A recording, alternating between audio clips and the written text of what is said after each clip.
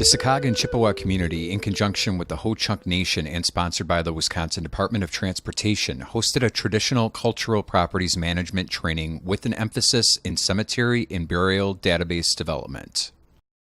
The training was broken into 2 sessions, with a presentation in the morning at the Mole Lake Convention Center and a session of field site work at the Mole Lake Cemetery.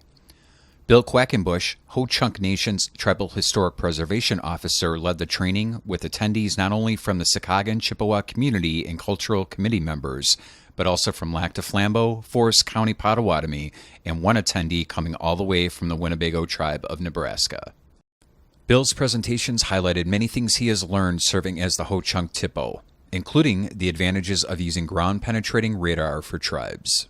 So when we work with the regional tribes here of Wisconsin here, and as new tribes come into the new TIPO programs for themselves, they oftentimes look for other tribes such as ourselves there for some insight and how we first developed our preservation programs.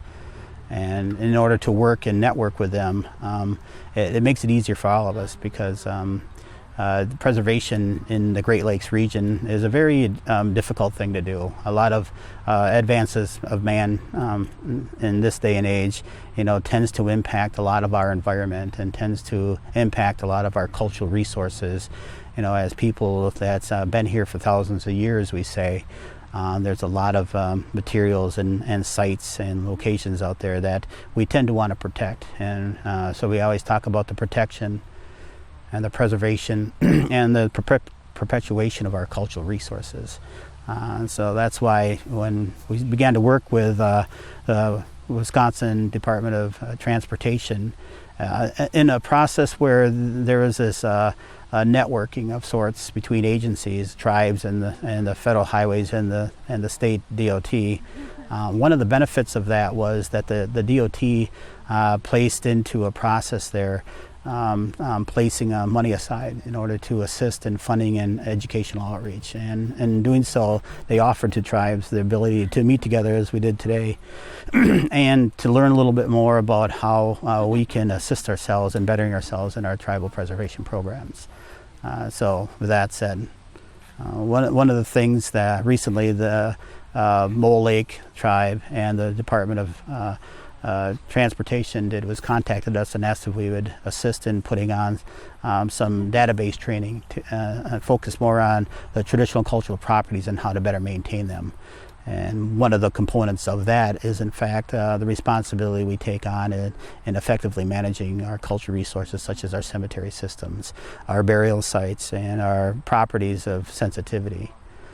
So today what we did was we met half a day in class, classroom scenario there where we learned a little bit about the program and how it initiates itself and all the aspects that we had assumed from the SHPO, the State Historic Preservation Office, as preservation office for our tribe.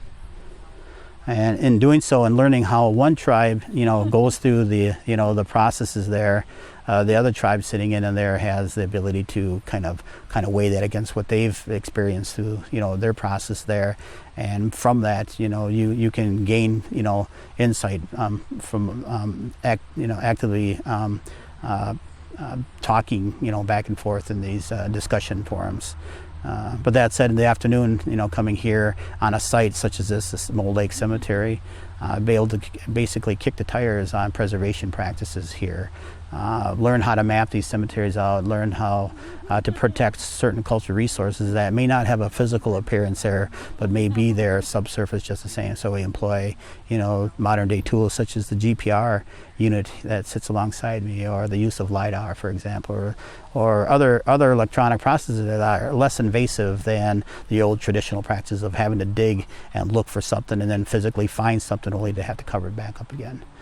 So tribes are excited, within the last 20 years of gaining the ability to have other resource or other tools in order to assure the protection of cultural resources that we kind of hold sensitive and dear to our hearts.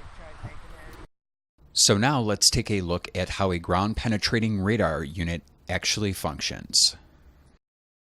The ground-penetrating radar, or radio detection and ranging unit, sends microwaves through the ground. If one of the waves hits an object below the surface, the wave rebounds off the object and is sent back to the GPR unit where it is collected and stored as data.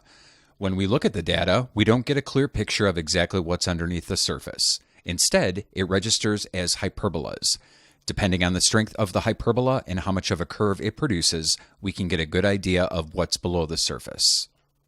The TIPO is looking for burials and other culturally significant sites. Because GPR uses electromagnetic radiation in the microwave band, it is completely non-destructive, making it ideal for TIPO utilization.